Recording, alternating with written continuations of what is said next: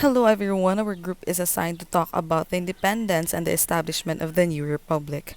As an overview, in the year 1892, a revolutionary society called the Katipunan decided for independence. In the year 1934, the Tidings-McDuffie Act has included in its main provisions, which is called the Commonwealth or the Transition Government. Its goal was to ready the Filipinos for complete independence from the US and self-rule. However, in the year 1941, it was interrupted by Japan, who invaded the country. They entered the Philippine skies and shores through assaulting the U.S. armed forces, which happened in Pearl Harbor. President Manuel L. Quezon at that time, together with the U.S. government, were forced to move out of the country and establish a government in exile, first in Australia, then in Washington. Meanwhile, after the fall of Bataan and Corregidor to the forces of General Masaharu Homa, General Douglas MacArthur had left the Philippines for Australia in March 1942 via Mindanao. It was also in Austria that MacArthur, the military advisor to the Commonwealth government, was quoted saying, "I came through and I shall return." MacArthur's pledge, which sparked some hope among Filipinos amidst Japanese violence for the next 3 years, was finally fulfilled on the 20th of October 1944 when his forces landed in Leyte, liberating the Philippines from the Japanese. The following weeks and months witnessed American and Filipino victories all over the archipelago. Provinces in the Visayas, then in Luzon, were secured one by one. After a destructive and bloody campaign against the Japanese, Manila was liberated on the 3rd of March 1945, then the entire Philippines on the 5th of July 1945. Outside the Philippines, Japanese forces were also on the retreat. Japanese announced its surrender through Emperor Hirohito himself in a radio broadcast on the August of the same year before being formally recognized by other belligerent parties on the 2nd of October 1945. This surrender took place in the U.S. warship in Missouri while docked at Tokyo Bay. The war in the Pacific was finally over. Back in the Philippines, the long-standing quest for independence also resumed. The Malacanang Palace was turned over to the Commonwealth government with Sergio Osmeña as the president. The Congress was once again able to convene and called for a general election on the 23rd of April 1946. This particular race was won by Manuel Rojas, the third and final head of the Commonwealth and first for the Philippine Republic. Independence was finally proclaimed on the 4th of July 1946. On December 8, 1941, 10 hours after the attack of the Pearl Harbor, Japanese successfully entered the Philippines. And after that, President Manuel L. Quezon, together with other high officials of the government, left the country through a submarine for them to form a government in exile in the United States. And on April 9, 1942, Sikh Americans and Filipino defenders in the Bataan formally surrendered sa mga Japanese, and that is when the Death March of Bataan happened. And for 3 long years, Philippines were to suffer grievously under the deportation of the military occupation or the Japanese occupation. But not until October 20, 1944, when General Douglas MacArthur, together with other 174,000 soldiers, landed in Leyte, which is also known as the Leyte Landing, in where liberation of the Philippines started to happen. And on March 3, 1945, after a long month of battle, the Manila, who was one of the most distracted places, was fully liberated, and the whole entire Philippines on July 5, 1945. After the bombing of the 2 Japanese cities, which are the Hiroshima and Nagasaki, on August 15, 1945, of Emperor of Japan Hirohito announced the formal surrender through a radio broadcast, which is also known as the Jewel Voice broadcast. But the surrender was formally recognized by other parties on September 2, 1945, which took place in USS Missouri in Tokyo Bay.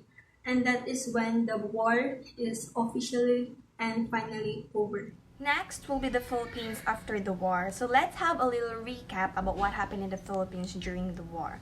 So Japan wanted to gain power over the neighboring countries, so as the next logical target of the Japanese empire's expansionism. The Philippines was ultimately dragged into the said worldwide conflict when Japanese forces invaded the Philippines hours after the destruction of the Pearl Harbor in December 1941. The next few years were some of the darkest in the archipelago's history.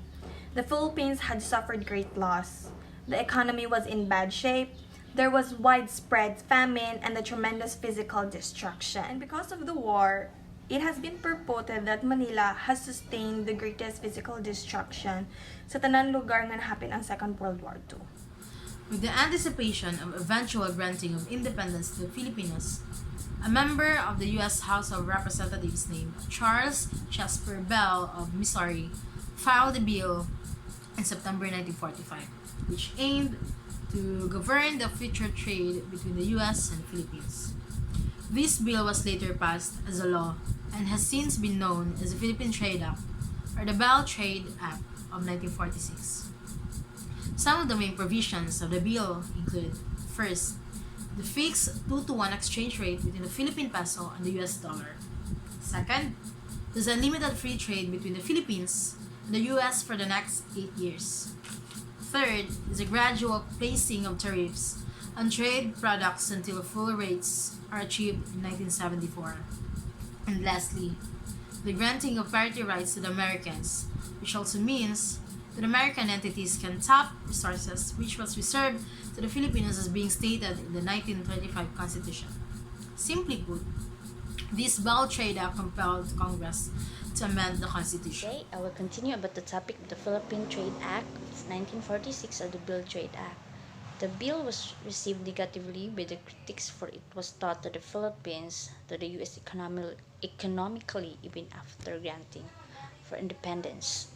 However, the U.S. passed the bill as a complement to the Philippine Rehabilitation Act, in wherein they pledged a total of $620 million or $120 million for the construction of public works, $400 million for individual damages, and $100 million in war surplus goods as post-war reparations, meaning post-war reparations, this was given after. And then, however, the Rehabilitation Act provided that payments larger than $500 shall not be released unless the Philippine ratifies or approve the Bell Trade Act first. This meant that the Philippines had to consent first both the legislation in order to avail the much needed war reparations. On July 10, 1946, the Commonwealth Act 730 was enacted and the Bell Trade Act was ratified by the Philippine Congress. Another treaty made after the war was the Treaty of General Relations and Protocol, otherwise known as the Treaty of Manila. July 4th, 1946, a date that is now regarded as the Republic Day or Filipino-American Friendship Day, as this day marked the ratification of the document known as the Treaty of General Relations and Protocol, or the Treaty of Manila of 1946. This document was signed by President Manuel Roxas and by the U.S. High Commissioner Paul V. McNutt, which is the personal representative of the U.S. President Harry Truman to the Philippines. This agreement officially declared that the United States would recognize the Philippines as an independent nation, as it had so sought for during the war, and ensured that the U.S. would relinquish sovereignty over the entire Philippine Islands. At the same time, this also gave the U.S. ability to diplomatically represent the Philippines in other countries while a foreign service office was pending to be established, and maintain its military bases on the archipelago, which meant that there were still going to be military occupation from the United States. The signing of the Treaty of General Relations and Protocol meant that the long-standing quest for the Filipinos to be free finally materialized. This historic event took place in Manila and was attended by several high-ranking Philippine and U.S. officials. The raising of the Philippine flag and lowering of the U.S. flag were done in the ceremony. 1947, the agreement of the military base was signed by the President of the Philippines, which was Manuel A. Rojas and Paul V. MacNutt. So at what was stated in the Treaty of Manila in 1946, the United States still wants to continue to use Philippines as its military base for operations, especially in the Pacific. With the agreement, it gained mutuality of interest between the United States and of the Republic of the Philippines in matters of defending their own territories, and at the same time, the Republic of the Philippines requested the United States assistance in providing for the defense of the Philippines and the development of its armed forces.